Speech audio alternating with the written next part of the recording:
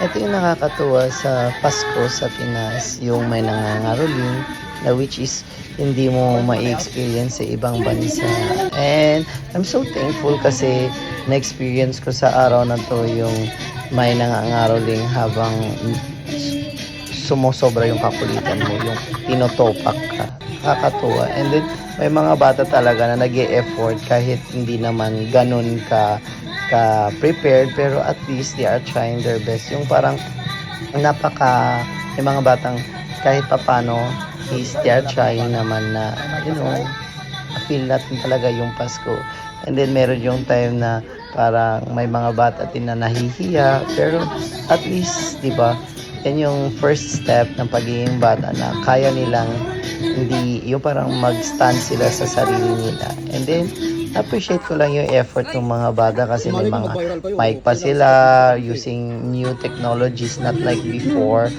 Pero in fairness, tignan mo naman, may kahoy pa rin silang hawak, which is hindi pa rin nawawala yung mga old traditions like using things na hindi lang mga cellphone at saka mic. And wala na, natuwa lang ako. And then, ito yung nakakatuwa kasi yung kapatid ko ba, hawak siyang gulay. And then, yung nangangaroling tumatawa na yung parang natutuwa sila o natatawa sila sa ibibigay. Pero in fairness, I observe sa mga batang nowadays, yung mahihain sila na nangangaroling. I mean, not like before sa panahon namin na walang hiya-hiya and dapat maganda, pati lyrics alam. Pero this time, pag nakakatuwa, may mga batang hindi alam yung lyrics pero nangangaroling. Pero it's okay. It's like, basta yun, nakakatuwa. Kaya nag-take ako ng video kasi madalang mo ma-experience, lalo na dito sa ibang bansa.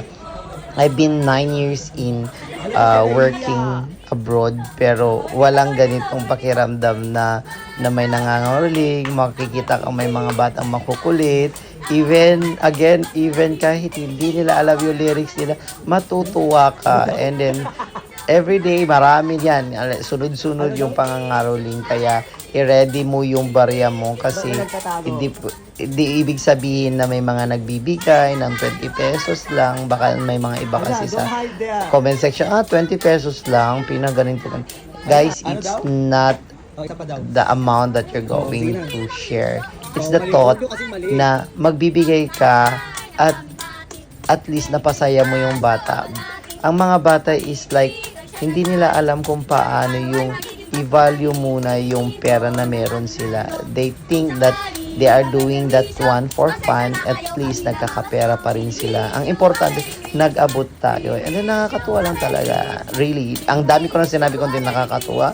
Pero ang masasabi ko lang, masaya magpasko sa Pinas.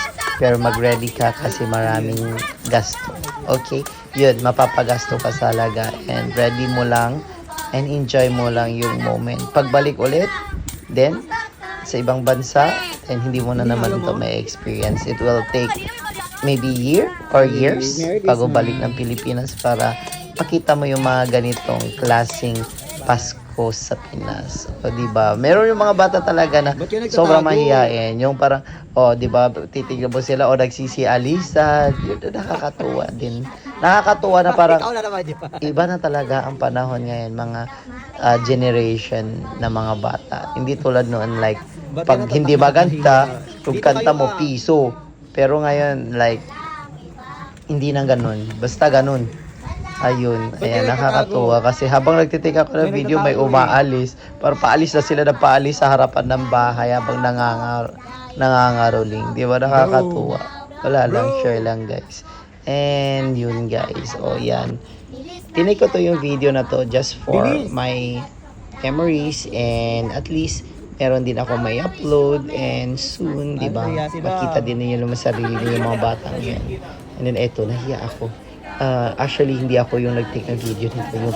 Yung pamangkin ko, binigay ko yung phone, and siya yung nag-take ng video and binigay niya yung pera. At syempre, mahirap naman magbigay ng barya dyan sa ating mga nanay. And of course, Merry Christmas and Happy New Year, guys. And hope you enjoy my vlog for today. Hope you enjoy your long weekend for Christmas and New Year. And God bless us all. See you to my next uploaded videos. And please don't forget to subscribe, like, and share my videos.